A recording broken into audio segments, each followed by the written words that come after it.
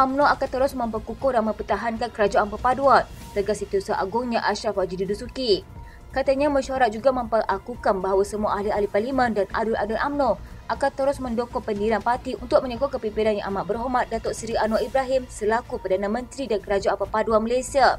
Kata Ashraf, ketetapan tersebut sebagaimana yang telah diputuskan oleh Majlis Kerja Tertinggi UMNO pada 24 November 2022 dan diluluskan sebulat suara oleh Perwakilan Perhimpunan Agung UMNO pada 14 Januari 2023. Sementara itu, Ashraf juga berkata mesyuarat MKT UMNO turut bersetuju untuk menganjurkan Konvensyen Kerajaan Perpaduan di peringkat negeri-negeri bermula Januari tahun depan. Sebelum ini, seorang anggota MKT UMNO, Isham Jalil, membangkitkan isu kerjasama antara parti itu dengan PAS susulan cadangan naib Presiden PAS Ahmad Samsuri Mokhtar diangkat sebagai Perdana Menteri jika PM berjaya memujuk UMNO bermufakat semula sebelum pilihan raya umum ke-16.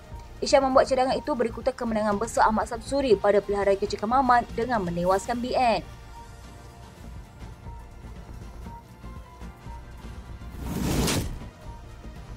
Majlis Kerja Tertinggi UMNO membuat keputusan untuk memecat ahli MKT Isham Jalil.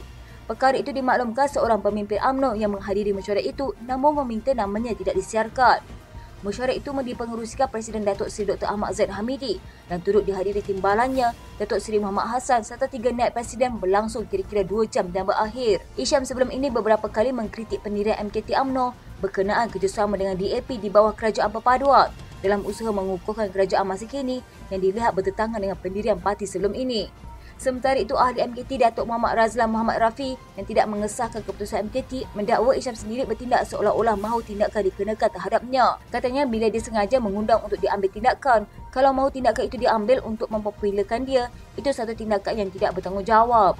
Beliau juga berkata sebagai ahli MKT, Isham seharusnya sedar akan tanggungjawab kepada parti dan mengelak daripada mengambil sebarang tindakan yang dilihat sudah membelakangkan partinya. Sementara itu, Setiausaha Agung UMNO Datuk Dr. Ashraf Wajidi Dusuki berkata, tradisi dan peraturan parti yang diamalkan sejak 1946 adalah meletakkan kedudukan parti lebih tinggi daripada individu.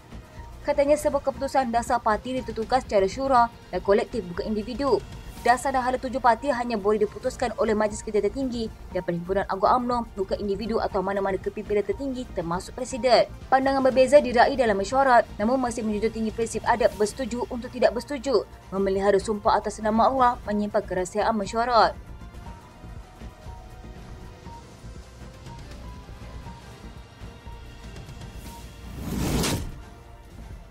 Parti Amanah Negara menafikan dakwaan kelewatan Perdana Menteri Datuk Seri Anwar Ibrahim melantik Menteri Perdagangan Dalam Negeri dan Kos Sara Hidup adalah berpunca daripada menunggu keputusan Jawatankuasa Nasional Amanah sesi 2023 hingga 2026 yang akan diadakan pada 22 hingga 24 Disember ini.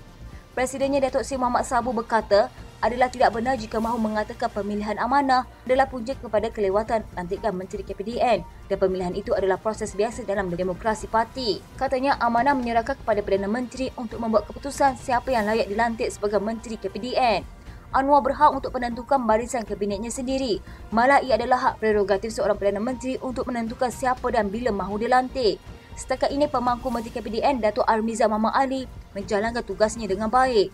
Semua perkara berbangkit juga dibincangkan bersama dalam Kabinet dan jawatankuasa yang lain. Menteri KPDN yang juga timbalan Presiden Amanah, Allahyarham Datuk Seri Sailahuddin Ayub meninggal dunia pada 23 Julai lalu selepas menjalani pembedahan akibat mengalami pendarahan otak. Mengulas mengenai pemilihan Parti Amanah itu, beliau berkata, setakat ini pemilihan Parti Amanah di peringkat kawasan berjalan dengan lancar dan tenteram. Katanya walaupun ada beberapa aduan yang diterima, ia perkara biasa dan diuruskan dengan sebaiknya oleh jawatankuasa aduan parti.